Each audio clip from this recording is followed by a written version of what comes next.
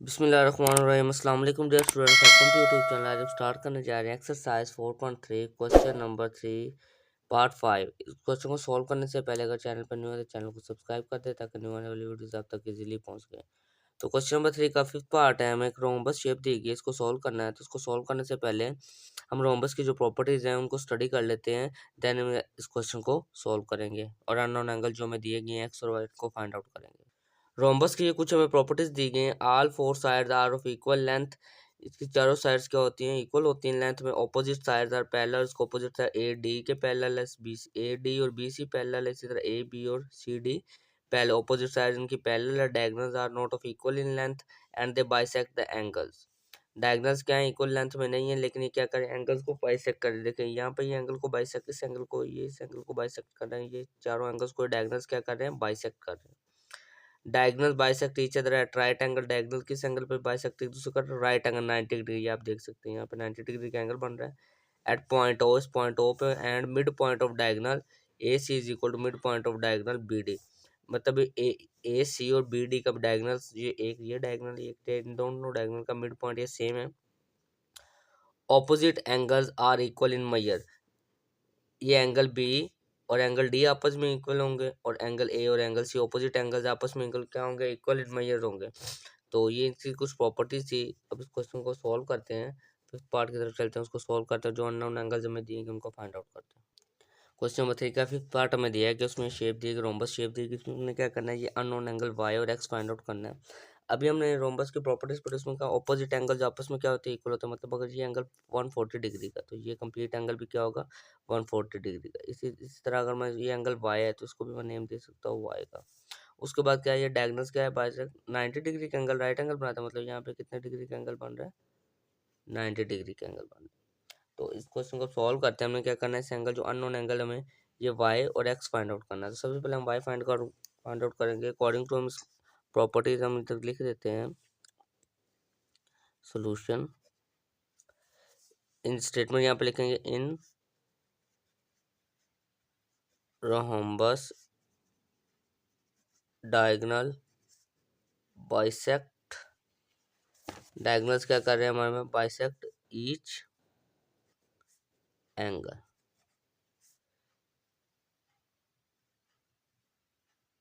Diagonals एक दूसरे को बाइसेक्ट कर रहे हैं ईच एंगल को। तो अब देखिए, ये अगर ये एंगल, दोनों एंगल ये 140 का है तो ये भी एंगल क्या होगा? 140 डिग्री। तो लिख दें angle Y plus angle Y is equal to किसकी हो जाएगा? 140 डिग्री की। इन दोनों को अगर ऐड करेंगे तो 140 डिग्री आना चाहिए। तो इन दोनों को ऐड करेंगे, टू एंगल वाई हमारे पास क्या आ जाएगा? 140 डिग्री। ये टू इधर मल्टीप्लाई, दूसरा पे जाकर क्या हो जाएगा? डिवाइड। टू एंगल वाई हमारे पास क्या आ जाएगा? 140 degree divided by two. 140, two one जार टू, टू सेवन जार 14। तो एंगल वाई हमारे पास क्या आ जाएगा? 70 डिग्री। अब देखिए, ये एंगल वाई हमारे पास ये भी 70 डिग्री आ गया और ये भी 70 डिग्री। तो अब हमारे पास अगर ये एंगल आ गया है तो अब हम इस एंगल को फाइंड आउट कर सकते हैं। ये एंगल 90 डिग्री है, ये 70 डिग्री है। तो एंगल एक्स को अब हम क्या करें? फाइंड आउट करते हैं। तो हम इधर लिख देते हैं angle x plus angle Y plus 90 degree is equal to क्या आ जाएगा? 180 डिग्री। क्योंकि इंटरनल सम ऑफ ट्राइंगल देखें, हम उसको गौर से देखिए शेप को, ये एक ट्राइंगल बन रही है। इस ट्राइंगल का जो एंगल्स का इंटरनल एंगल्स का सम होगा 180 डिग्री होगा। तो एंगल एक्स हमारे पास फाइंड आउट करना। एंगल वाई हमने क्या फाइंड आउट किया अभी? 70 degree plus 70 degree plus 90 degree is equal to 180 degree. Angle x plus 90 degree plus 70 degree हमारे पास आंसर क्या आ जाएगा? 160 degree is equal to 180 degree. 160 इधर प्लस हुआ, दूसरे पे जाकर क्या हो जाएगा? माइनस हो जाएगा। 180 डिग्री माइनस 160 डिग्री। तो एंगल एक्स हमारे पास क्या इस तरह आ जाएगा? 28 डिग्री। तो इस तरह हमने एंगल एक्स भी फाइंड आउट कर लिया और एंगल वाई भी फाइंड आउट कर लिया। तो पार्ट 5 कंप्लीट हो गया। पार्ट 6 की तरफ चलते हैं। सिक्स पार्ट में हमें शेप दी गई है। इसमें हम उसको गौर से देखें तो ये हमें पैरेललोग्राम शेप दी गई, लेकिन इसके उसने थोड़ा कंफ्यूज करने के लिए, अगर हम रोम्बस की टाइप की लग रही है लेकिन ये हमारे पास कौन सी है? पैरेललोग्राम है। इस पैरेललोग्राम में हमने क्या करना है? ये अननोन एंगल्स फाइंड आउट करने हैं, ये वाई और ये एक्स। तो इसको कैसे फाइंड आउट करेंगे? तो पैरेललोग्राम की हम प्रॉपर्टीज है पेज नंबर 153 पे, उसको स्टडी कर लेते हैं, देन हम इसको सॉल्व करते हैं। पैरेललोग्राम के हमें properties, it has four side, opposite side are of equal length. इसकी कितनी? फोर साइड्स होती है। जो ऑपोजिट साइड्स होती है वो क्या होती है? इक्वल लेंथ होती हैं। Two pair of parallel side, इनका two pair of parallel side है, ये पैरेलल साइड है और ये दोनों भी आपस में क्या है, पैरेलल है। The following alternate angles are formed with the diagonals, alternate angles का डायगोनल से बनते हैं। ऑपोजिट एंगल्स आर इक्वल, इनके ऑपोजिट एंगल्स क्या होते हैं, इक्वल होते हैं, मतलब ये एंगल ए और एंगल सी इक्वल है, एंगल डी और एंगल बी इक्वल है। इसी तरह ऑपोजिट एंगल्स इक्वल हो गए। Adjacent angles are supplementary due to parallel line, adjacent angles क्या होते हैं, supplementary due to parallel lines होते हैं। Diagonals bisect each other at point O, diagonals क्या करते हैं, एक दूसरे को पॉइंट ओ पे बाइसेक्ट करते हैं। And the mid point of the diagonals is equal to, इनका डायगोनल का मिड पॉइंट क्या होता है, सेम होता है। तो ये कुछ कुछ इसके प्रॉपर्टीज हैं। तो अब इस क्वेश्चन नंबर 3 के 6 पार्ट की तरफ चलते हैं, उसको सॉल्व करते हैं। ये हमारे पास पैरेललोग्राम शेप दी गई, इसको हमने क्या करना है, अल्टरनेट एंगल, सॉरी जो अननोन एंगल्स हैं वाई और एक्स, इसको फाइंड आउट करना है। तो हमने क्या पढ़ा भी पढ़े कि इसके ऑपोजिट एंगल्स इक्वल होते हैं, मतलब ये एंगल इस एंगल के इक्वल होगा और ये एंगल इस एंगल के इक्वल होगा। इसी तरह ये एंगल इस एंगल के इक्वल होगा और ये एंगल इस एंगल के इक्वल, मतलब ये भी एंगल्स हमारे पास क्या हो जाएंगे, इक्वल हो जाएंगे। तो सबसे पहले और ये क्या करें, दूसरी बात ये कि यहाँ पे 90 डिग्री का राइट एंगल बना रहे हैं। इस एंगल को मैं नेम दे देता हूँ एंगल ए का, इस एंगल को मैं नेम दे देता हूँ बी का। तो देखें यहाँ पे हमारे पास ये 32 डिग्री एंगल दिया गया, ये 90 डिग्री एंगल दिया गया, ये दो एंगल दिए गए, तो थर्ड एंगल हम फाइंड आउट कर सकते हैं। अगर ये फाइंड आउट हो जाएगा तो ये भी फाइंड हो जाएगा, क्योंकि ये ऑपोजिट एंगल्स आपस में क्या है, इक्वल है। चले हम सबसे पहले क्या करते हैं, एंगल ए को फाइंड आउट करते हैं। एंगल ए फाइंड आउट हो जाएगा तो हम इजीली देन आगे एंगल एक्स फाइंड आउट कर लेंगे। तो सॉल्व करते हैं क्वेश्चन को, सोल्यूशन हम इधर लिख देते हैं। ये देखिए अभी हमने क्या कहा, ये angle A plus 32 degree plus 90 degree is equal to 180 degree. Internal angles of triangle, ये एक ट्राइंगल बन रही है तो इनके इंटरनल एंगल्स 180 डिग्री के, angle A plus 90 degree plus 32 degree का सम करें तो 122 डिग्री आ जाएगा, इज इक्वल टू 180 डिग्री। तो 122 इधर प्लस हुआ, दूसरे पे जाके आ जाएगा minus, angle A is equal to 180 degree minus 122 degree. Angle A हमारे पास क्या आ जाएगा, 58 डिग्री। तो इस तरह देखिए ये एंगल हमारे पास क्या आ गया, 58 डिग्री। हम इधर लिख दें 58 डिग्री, ये 58 है तो ये एंगल एक्स भी क्या होगा, 58 होगा, क्योंकि ये ऑपोजिट एंगल्स हैं, क्या है, इक्वल है। हम इधर लिख देते हैं angle x is equal to 58 degree. और यहाँ पे हम इसकी स्टेटमेंट भी लिखेंगे आगे, क्यों है ये, in parallelogram opposite angles are equal, opposite angles क्या है, इक्वल है, इसलिए हमारे पास angle x is equal to 58 degree आ गया। एंगल बी हमारे पास अब फाइंड आउट करना है। एंगल बी फाइंड आउट करेंगे, देखें अगर गौर से देखें, ये अगर 57 डिग्री है, ये इसका ऑपोजिट है, तो ये एंगल बी हमारे पास बी भी हमारे पास क्या होगा, 57 डिग्री होगा, क्योंकि ऑपोजिट एंगल्स आपस में क्या है, इक्वल है।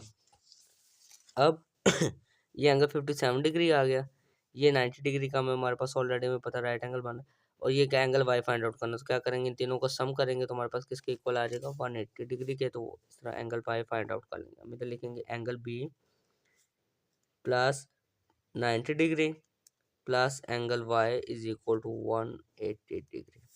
एंगल बी हमारे पास क्या है, 57 डिग्री है, तो हम इधर लिख देंगे 57 degree plus 90 degree plus angle Y is equal to 180 degree. 90 degree plus 57 degree तो हमारे पास क्या आ जाए, 147 degree plus angle Y is equal to 180 degree. 147 इधर प्लस और दूसरे पे क्या हो जाए माइनस, तो मैं इधर लिख दूंगा angle Y is equal to 180 degree minus 147 degree. Angle Y हमारे पास इस तरह क्या आ जाएगा, 180 माइनस 147 डिग्री करेंगे तो आ जाएगा 33 डिग्री। एंगल वाई हमारे पास क्या आ गया, 33 डिग्री।